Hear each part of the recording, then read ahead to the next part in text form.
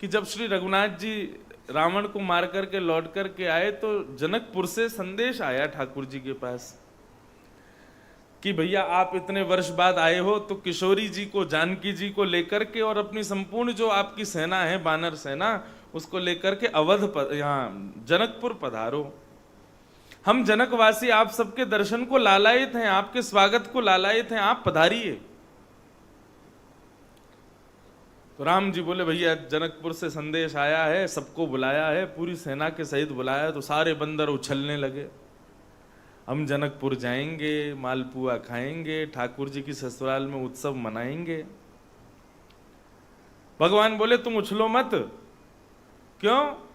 बोले क्योंकि केवल हम, लक्ष्मण, भरत, शत्रुघ्न और किशोरी सीता जी और तीनों भैयाओं की बहन, वो पत्नियां, हनुमान जी और हम 2-4 बड़े लोग ही जाएंगे, बस ये पूरी सेना लेके नहीं जाएंगे हम। बानर बोले हमको क्यों नहीं लेके जाओगे? बोले तुम लोग बहुत उपद्रव मचाते हो, दूसरों के हाथ से छीन छीन के खा जाते हो, किसी के भी घर में घुस जाते हो।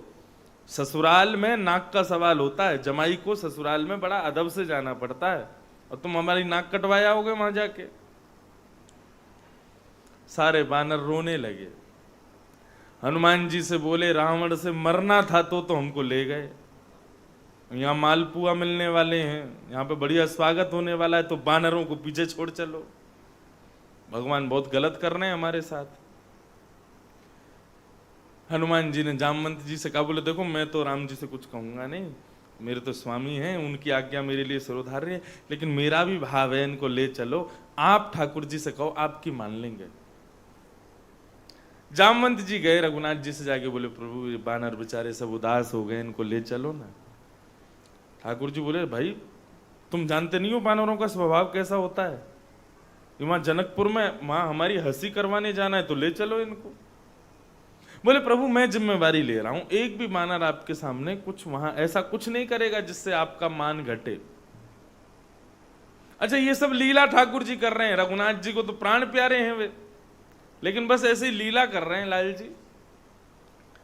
जामवंत जी बोले मैंने सारे बानरों को समझा दिया है, वो सब मेरा अनुगमन करेंगे, मेरी नकल करेंगे, मैं जहां देखूंगा वहीं देखेंगे, मैं जैसे चलूंगा वैसे चलेंगे, जहां बैठूंगा वहीं बैठेंगे, कुछ भी मेरे से अधिक नहीं करेंगे। यदि किए, किसी भी बानर ने मुझसे अलग किया, उसको वहीं रास्ते से ही वापस कर दूंगा मैं। राम जी बोले ट्रायल दिखाओ हमको।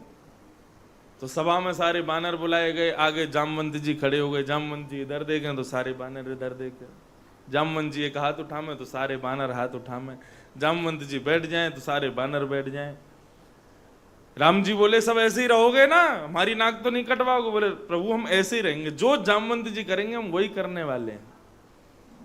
ठाकुर जी बोले तो फिर चलो। अब तो महाराज सब बानरों को बढ़िया बढ़िया छोटी छोटी कोट पहनाए गए, सबके सिर पर छोटी छोटी पाग बांधी गई, सब बानर सज धज करके एक एक माला पहन करके जा रहे हैं, श्री रघुनाथ जी का ससुराल जा रहे हैं।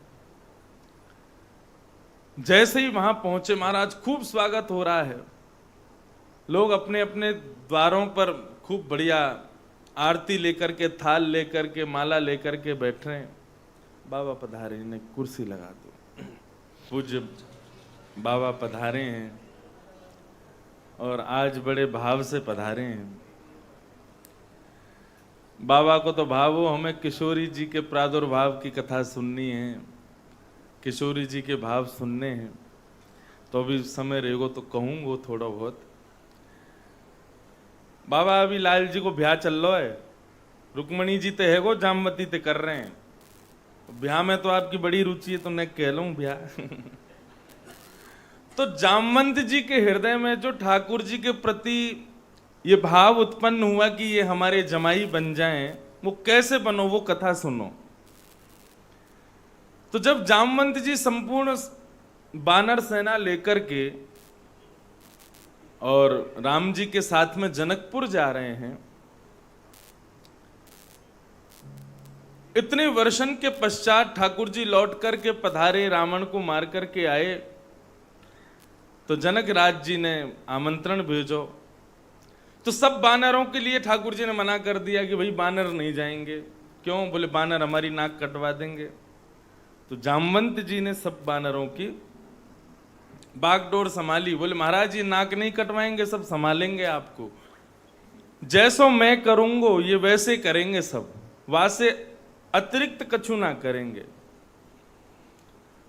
तो सारे बानर तैयार भये, सब बड़े सुंदर बनकर के और जा रहे हैं जनकपुर की ओर। जनकपुर में सबके लिए थाल सजाए, सबके लिए माला बनाई। अब बानर तो महाराज बड़े घबराए भये अंदर थे। क्यों? बानरों का स्वभाव है कहीं कोई वस्तु दिख जाए तो तुरंत छीनते हैं। लेकिन अब जनकपुर में जब थाल लेकर के सखियां खड़ी हैं, उनके थाल में लड्डू पेड़ा रखे हैं, तो बानर तिरछी नजर से देख तो रहे हैं उनको, लेकिन अब छीने कैसे? क्यों? जामवंत जी जो करेंगे वो करना है। जनकपुर की सभा में पहुंचे तो महाराज बड़ी प्रशंसा हो रही है सब जगह। बोले महाराज ऐसी बानर सेना हमने नहीं देखी, ऐसे सभ्य ऐसे शिक्षित बानर राम जी की सेना के।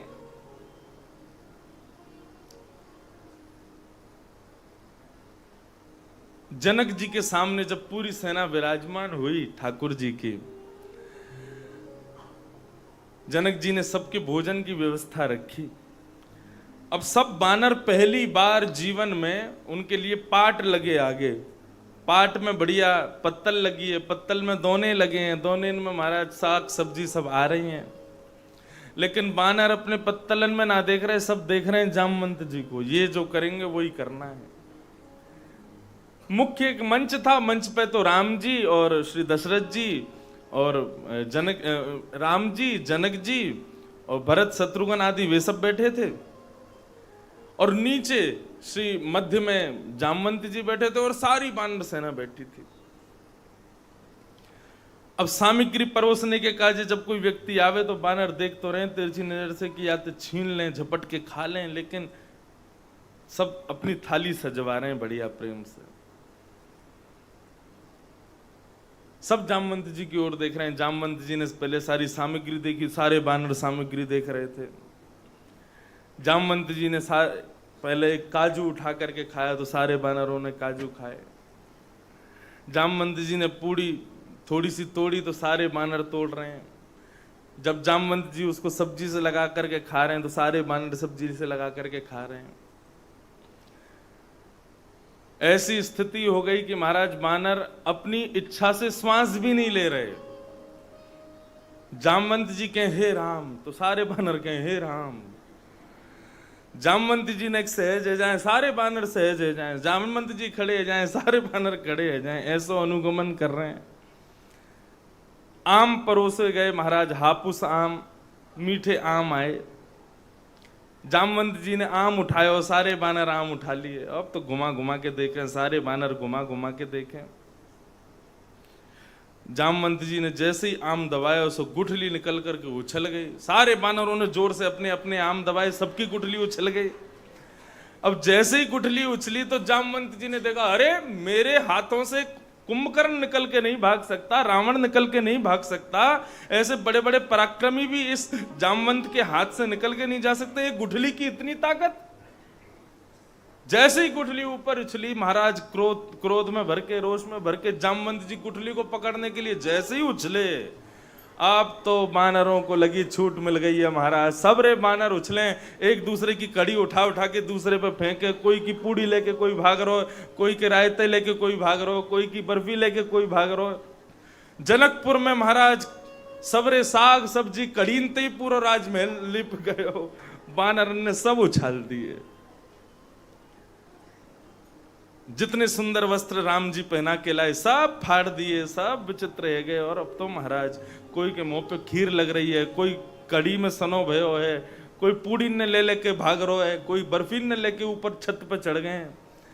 बानरों का ऐसा उपद्रव देख करके राम जी तो नीचे नजर करके बैठ गए। बोले इसी का डर था, यही हो गया। लेकिन जनक जी बड़े खुश हो रहे हैं, बड़े प्रसन्न हो रहे हैं, बड़े आनंद में भर गए। बानरों के इस कुतूहल को देख करके जनक जी बड़े प्रसन्न हुए।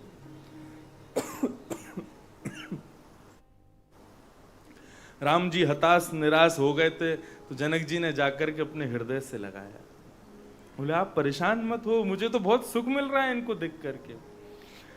लेकिन सबसे ज्यादा आत्मग्लानि हो रही थी श्री जामवंत जी को कि मेरी वजह से सब हो गया। जैसे ही पीछे मुड़ करके देखा तो राम जी को अपने हृदय से लगा करके श्री जनक जी खड़े थे। तब जामवंत जी के नेत्र सजल हो गए, मुझसे इतना बड़ा अपराध है गयो, ठाकुर जी मोकू ऐसे गले कब लगाएंगे, इतने भाव से मुझको अपने हृदय से कब लगाएंगे। ठाकुर जी तो सबके मन की बात समझते हैं, तुरंत जामवंत जी की ओर इशारा कर दिया, बोले कोई बात नहीं, चिंता मत करो, जनक जी की तरह एक दिन आपको भी गले लगाएंगे। और आज वही भाव की पूर्ति हुई। जब ठाकुर जी सिमंतक मणि लेने उस गुफा में पहुंचे, जामवंत जी ने अपनी पुत्री जामवती का हाथ ठाकुर जी के हाथ में दिया। जैसे ही ठाकुर जी उनके जमाई बने और जामवंत जी उनके ससुर बने, तो ठीक उसी भांति उसी प्रकार जिस प्रकार श्री जनक जी ने अपने हृदय से रघुनाथ जी को लगाया, आज जामवंत जी ने कन्हैया को अपने हृदय से लगाया। बड़े प्रसन्न हो गए। जामवती के साथ में ठाकुर जी ने ब्याह किया और पुनः लौट करके आए। तो एक जगह मैं कथा सुन रहा हूं एक महात्मा की, वे बता रहे, बोले जामवंत जी भालू के रूप में है। वैसे तो ऐसा भाव है कि उनकी कन्या तो हमारी तरह ही मानवीय रूप में थी, लेकिन एक बार एक संत कह रहे थे कि वे भी भालू के ही रूप में थी, उनकी जो कन्या थी। तो ठाकुर जी बोले एक कलंक हटेगा ना, दूसरा कलंक लग जाएगा मुंह पे, भालू ही मिलो ब्याह करवे को ठाकुर जी है। तो ठाकुर जी ने जामवती को घोड़ी पे बैठाया, जा घोड़ा पे ठाकुर जी बैठ करके आए और वहां में स्वयं बैठ करके अपनी काली कमली से जामवती जी को छुपा लियो। द्वारिका में सारे लोग ठाकुर जी की कुशल प्राप्ति के लिए, कुशल आगमन के लिए देवी की उपासना कर रहे थे। ठाकुर जी गुप्त द्वार से भीतर द्वारिका में प्रवेश किए और रुक्मणी जी के कक्ष में जाकर के जामवती जी को बिठा दिया। बाहर से कक्ष का दरवाजा बंद करके जैसे ही पीछे मुड़े तो रुक्मणी जी खड़ी थी। रुक्मणी जी ने ठाकुर जी को देख करके प्रणाम किया, अरे कन्हैया आप आ गए, हे द्वारिकेश आप पधार गए, हम तो आपकी प्रतीक्षा में बैठे, आप कब आए? बोले बस अभी अभी आयो। अच्छा मेरे कक्ष में कहा कर रहे हैं आप? अभी अभी मेरे कक्ष से निकले, यहां कहा कर रहे? ठाकुर जी बोले अब पूछो मत क्या कर रहे हैं, हम क्या बताएं आपको। अरे वन में गए थे मणि ढूंढने के लिए, तो वन में एक बहुत बहुत परम सुंदरी एक भक्ता एक वृक्ष के नीचे बैठ करके तपस्या कर रही थी। इतनी सुंदरी थी कि उसके रूप को देख करके मेरा मन वा के ऊपर आ गए हो, तो मैं वहां से ब्याह करके वहां को ले आया हूं। तुम्हारे कक्ष में उसको बिठा दिया, तुम्हारे लिए दूसरा कक्ष खुलवा देंगे, उसको यहीं रहने दो। रुक्मणी जी इतनी कहां सहन करें। रुक्मणी जी बोली सुंदर है? बोले बहुत सुंदर है, हमसे भी ज्यादा सुंदर है। बोले तुम तो कुछ नहीं हो उसके सामने, देखना मत, नहीं तो लज्जा करोगी अपने ऊपर। रुक्मणी जी ने तुरंत श्राप दे दिया, इस कक्ष में जो भी कन्या है मैं श्राप देती हूं, मुझसे एक पॉइंट ही सही, नेक ही सही, नेक कम सुंदरी है जाए। जैसे श्राप दियो तो भीतर बैठी हुई जामवती जो रीछ के रूप में थी वे मानवीय रूप में प्रकट हो गईं, और जैसे ही दरवाजा खोलो तो सामने एक सुंदर कन्या खड़ी है। ठाकुर जी ने फिर उनके संग ब्याह कियो। कितने ब्याह गए? 2। अब महाराज जामवती जी ने जाकर के सबको दिखाई, भैया ये मणि हमारे पिताजी की पास ठाकुर जी को प्राप्त, वही सब बात बताई। तो द्वारिका के लोगों को सत्य पता चला। ठाकुर जी पर जो सब लोगों ने भाव व्यक्त किए कि इन्होंने मणि चुराई है, वो सब ने क्षमा मांगी ठाकुर जी से। और अब सब लोग सत्राजित को गालियां देने लगे, बोले इसने ठाकुर जी पर कलंक लगाया। सत्राजित का घर से निकलना दुश्वार हो गया, तो उसने मन में विचार किया मैं कैसे बचूं। तो उसने देखा मेरी बेटी घर में बैठी है, इसका नाम है सत्यभामा, इसका ब्याह कर देता हूं ठाकुर जी से। सत्यभामा की पहले सगाई हो चुकी थी सतधनवा के साथ, और सतधनवा ने मणि के प्रलोभन में सत्यभामा से सगाई करी थी कि दहेज में मणि मिलेगी। लेकिन सत्यभामा के हृदय में पहले से ही द्वारिकाधीश से ही ब्याह करवे की प्रबल इच्छा ही।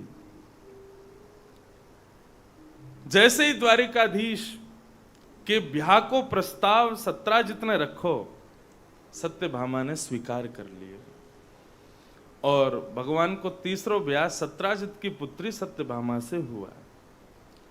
अब जो इनका पहले जिससे सगाई हुई थी सतधनवा, उसने मन में विचार किया कि हमारो ब्याह तो भयो ना, मणि भी हमारे हाथ से चली गई, तो ब्याह तो भयो ना है, कम से कम मणि अपनी बना लें। उसने सत्राजित यादव को रात्रि में सोते हुए उसका वध कर दिया, मणि चुरा करके सतधनवा चला गया। सतधनवा ने जब सत्राजित का वध किया तो सत्यभामा के पिताजी मारे गए, तो वो जाकर के भगवान के सामने रुदन करने लगी, बोले मेरे पिताजी को सतधनवा ने मार दिया। तो ऐसा वर्णन आता है, ठाकुर जी खूब रोए, अरे मेरे ससुर जी कहाँ चले गए, मेरे पिताजी कहाँ चले गए, मुझसे बहुत प्रेम करते थे। इतना रोए, जमीन में लेट लेट के रोए और रो करके सत्यभामा को दिखा रहे हैं कि हमारो कितनो प्रेम है ससुर जी के प्रति। सत्यभामा गई, ठाकुर जी को हृदय से लगाया, बोले आप रो मत, आपको मुझे पता है बहुत कष्ट हो रहा है मेरे पिताजी के जाने का। ठाकुर जी बोले देवी मैं कैसे बताऊं कितने कष्ट में हूं। तो बोले या कष्ट की निवृत्ति एक ही तरीका ते हो सके ठाकुर जी, अब आप जाकर के सतधनवा को मारो और उससे मणि लेकर के लाके मुझे दे दो। भगवान बोले ये मणि पीछा अब भी नहीं छोड़ेगी हमारा। भगवान सतधनवा के पीछे भागे, सतधनवा ने मणि दे दी अक्रूर जी महाराज को। बोले मेरी मणि छुपा के रख देना, मैं भाग रहा हूं यहां से, द्वारिकाधीश मेरे पीछे आ रहे हैं और आप मणि को रख लो अपने पास। भगवान ने बीच रास्ते में ही सतधनवा को पकड़ करके उसका वध कर दिया। मणि खोजी तो उसके पास मणि थी नहीं, क्योंकि मणि तो थी अक्रूर जी के पास। भगवान खाली हाथ लौट करके द्वारिका आए, मुख्य द्वार पर सत्यभामा खड़ी थी। सत्यभामा ने ठाकुर जी से पूछा मेरे पिता के हत्यारे को मार दिया आपने? भगवान बोले हाँ मार दिया। अच्छा मणि मुझे दो फिर। भगवान बोले मणि तो उसके पास थी नहीं। तो बंधुओं सत्यभामा के हृदय में भी ये भाव आ गया कि इनकी पहले से ही इच्छा थी मणि प्राप्ति की, इन्होंने मेरे पिता को मार करके मणि को कहीं छुपा लिया। ठाकुर जी के हृदय में भाव आयो कि भैया सावधान हो जाओ संसार के लोगों, इस पृथ्वी के मंथन में यदि अमृत प्राप्त हुआ था तो ये मत भूलना कि विष भी निकला था। यदि यहां पर प्रेम रूपी सम्मान रूपी अमृत संसार के लोग तुमको पिला रहे हैं तो अपमान का विष भी तुमको पिलाएंगे और तुमको पीना पड़ेगा। यही गृहस्थाश्रम है। भगवान अपने गृहस्थाश्रम का दर्शन करा रहे हैं। सत्यभामा के हृदय में एक तनिक एक भाव आ गया कि ठाकुर जी ने मणि रख लिया। भगवान ने कुछ नहीं कहा, शांत हो गए, बोले कोई बात नहीं, तुमको जैसा सोचना सोचो। अब क्या हुआ, अक्रूर जी जिन पर वो मणि थी, अब रोज सोना आता उसमें से, तो क्या करते, ब्राह्मण भोजन कराते, सोने की थाली, सोने की कटोरी, सोने की चम्मच, सोने के गिलास, उनमें भोजन कराते और ब्राह्मणों से कहते दक्षिणा में ये सब कुछ ले जाओ। भगवान को जब ये बात पता चली, बोले बड़े दानवीर हो रहे हैं अक्रूर जी, इतना सोना कहां से आ रहा है? समझ गए, बोले मणि इन्हीं के पास है। अक्रूर जी को पत्र लिखा, बोले मणि हमको नहीं चाहिए, आप अपने पास ही रखो, लेकिन पूरी द्वारिका को आकर के आप बता दीजिए कि मणि आपके पास है, क्योंकि द्वारिका के लोगों को संशय है। तब अक्रूर जी ने आकर के मणि दिखाई, सब लोगों ने स्वीकार किया। भगवान के सन्मुख बैठ के सबने क्षमा याचना की, तब भगवान ने सबको क्षमा दान दिया। यही है स्यमंतक उपाख्यान। इस कथा को सुनने से कलंकित नहीं होना पड़ता। भगवान कहते हैं मैं ईश्वर होकर के भी, मैं ठाकुर होकर के भी, मैं नारायण होकर के भी पृथ्वी में यदि आया तो यहां संसार के लोगों ने निष्कलंकित रखने के लिए मुझे भी नहीं छोड़ा। तो आप तो संसार के जीव हो, आप कैसे बचोगे इससे? इसलिए सदा प्रसन्न रहो और जीवन में आने वाली प्रत्येक परिस्थिति का डट करके सामना करो। कभी निराश हताश मत होना। क्योंकि संसार दुखालय है, यहां पर ईश्वर भी आता है तो किसी ना किसी रूप में संसार के लोग उनको भी कष्ट प्रदान करते हैं। तुम तो जीव हो साधारण,